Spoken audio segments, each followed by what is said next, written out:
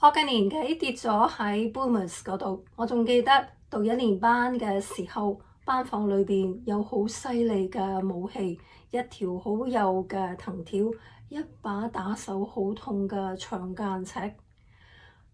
於是由嗰陣時開始，我就學識咗乜嘢係 external approval。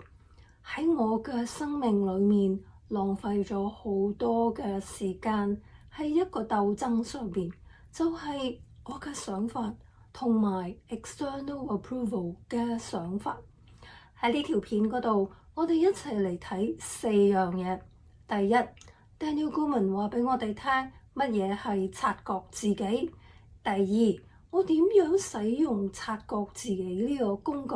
第三，我點知我呢個想法係啱㗎？我點樣去決定啊？第四，我哋一齊嚟練習。Hello， 你好，我係 Shirley， 我係一個企業教練。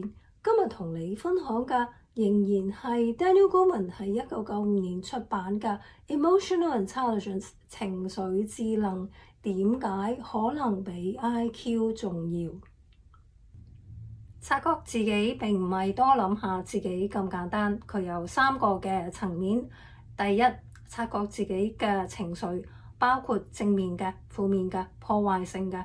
當你能夠接觸到、察覺到自己嘅深層嘅情緒嘅時候，你亦都可以接觸到你嘅直覺，幫自己做更加圓滿嘅決定。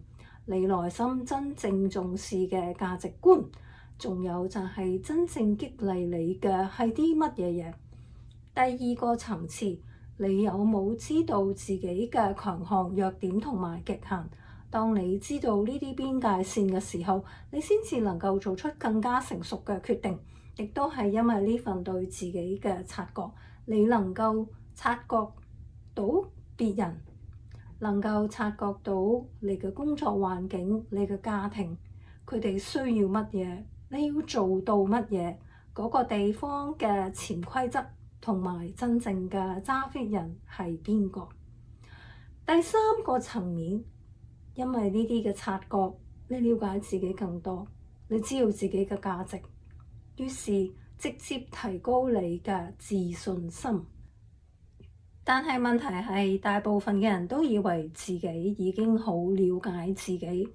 有研究指出，只有15%嘅人真係了解自己，而呢一個盲點呢，會靜雞雞咁樣令到你錯失升職加薪嘅機會啦，失去老闆對你嘅信任啦，甚至減弱你嘅影響力。最得人驚嘅嘢係呢樣嘢發生緊嘅時候，其實你有機會係完全睇唔到，亦都意識唔到嘅。你有冇試過呢？好努力咁樣去工作啦，提升自己嘅技能啦，但係總覺得呢，人哋對你嘅觀感啦，同你想象中啦係有一段嘅距離嘅。睇完呢一段片之後呢，你會明白呢，察覺自己呢，不單止係一個自信嘅問題，而係一個不斷校準嘅問題，係一個不斷嘅微調自己對自己嘅睇法，同埋我點樣去展現自己嘅一個過程。你可以好聰明、好勤力、好專業、意志力好強大，但係如果你對自己嘅察覺咧出咗偏差的話，你一樣係會停滯不前。呢個可能就係你一直好努力，但係未如理想嘅原因。Daniel Goleman 喺2018年一篇 Harvard Business Review 嘅文章嗰度就話俾我哋聽點樣用3個問題去建立察覺自己。第一個問題， What if 我嘅弱點只有我一個人睇唔到，人人都睇到？真正嘅察覺自己呢，係我點樣察覺自己，同埋人哋點樣體驗我之間嘅嗰個差距。如果我要了解呢個差距呢，我必須由了解 pattern 開始。pattern 呢唔係一啲一次性嘅行為，而係佢係一啲重複會發生嘅一啲行為模式。6秒嘅創辦人啦，Joshua Freeman 啦，話俾我哋聽，察覺自己係深層次嘅去察覺我點樣思考啦，我點樣感受啦，同埋我點樣展現自己嘅。呢一個嘅深層嘅部分咧，包括咗6樣嘢。第一，我個情緒；第二，我點樣對話；第三，我個思考模式，即係我個習慣；第四，我內心嘅嗰種嘅矛盾；第五，我嘅價值觀。而呢5樣嘢加埋呢座大冰山咧，係直接影響咧我喺唔同嘅情景底下咧。第六，點樣去展現我自己啊？例如咧，一有人質疑我，咁我就會即刻防衛。我一有壓力咧，就會即刻覺得好急躁。一開會咧，我就不知不覺地咧就去主導咗個對話，唔俾人講嘢。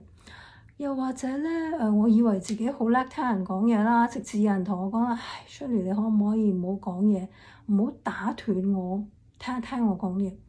又或者咧，我以為咧開咗個會咧，好順利啦，之後先發現咧，有同事覺得咧我唔聽佢講嘢啦，甚至咧覺得咧我忽略咗佢。但係咧，當時咧我係完全咧唔察覺到呢樣嘢嘅喎。呢一個正正就係 pattern 呢一座大冰山，令我點樣解讀緊世界，同埋我點樣去展現緊我自己。我話我想成長，我嘅習慣咧有冇同意緊呢一件事？察覺自己咧係我知唔知道咧？我做緊一件事嘅時候咧，到底背後係乜嘢推動緊我？我嘅行為咧有冇同我嘅價值觀對齊？我話咧，我想成長，但係每一次有人俾 feedback 我咧，我就覺得我好唔中意啊！又或者咧，我話我想做一個領袖，但係每次有同事嚟問我嘢嘅時候咧，我就覺得佢哋好煩。我話我好重視 connection，但係每一次有人同我講嘢嘅時候咧，我就好趕住要表達自己嘅意見。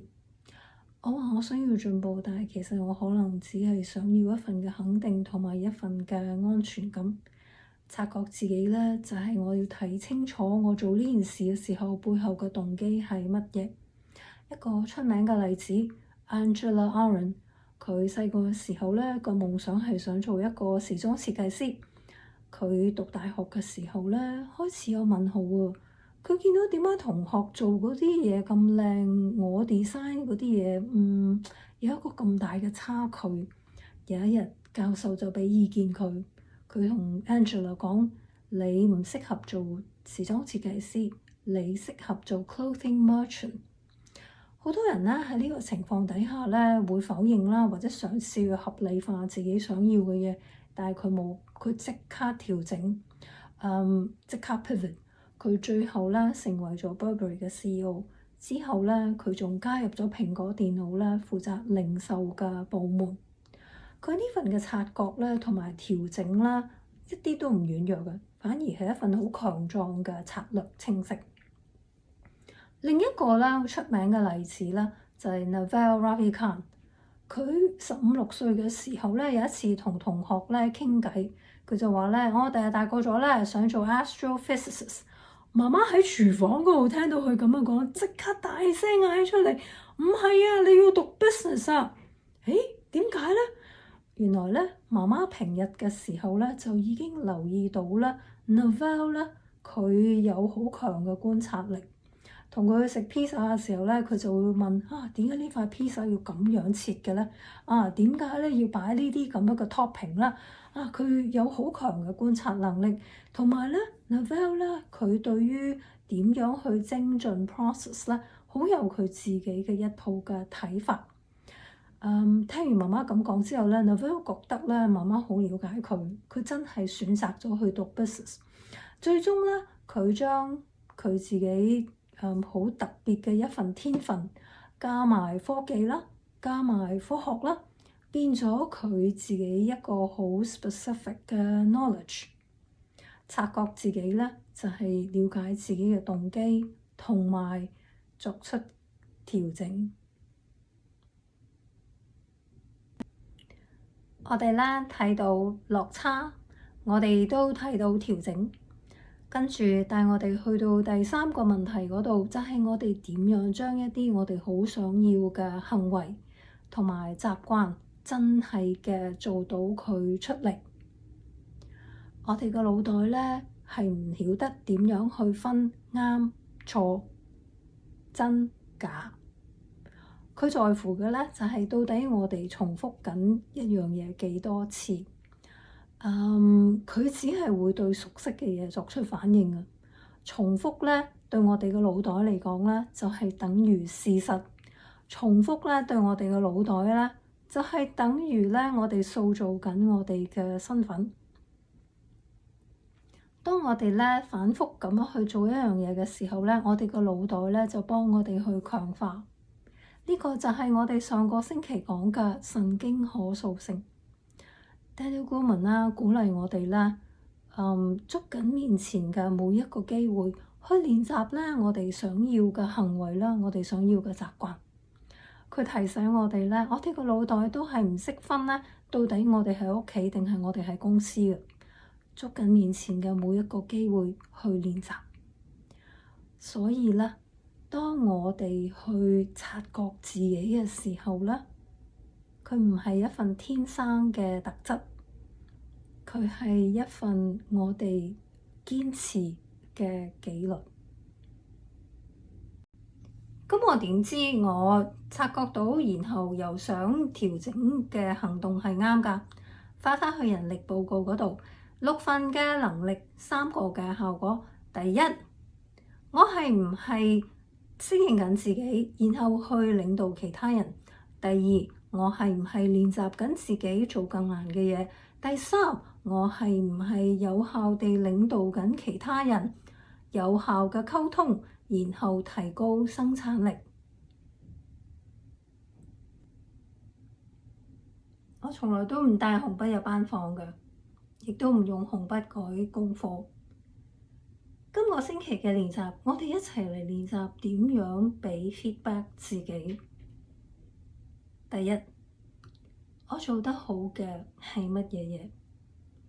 第二，有乜嘢我可以用唔同個方法去處理？如果你喜歡呢條片，請你訂閱、留言、按讚、轉發。下星期見。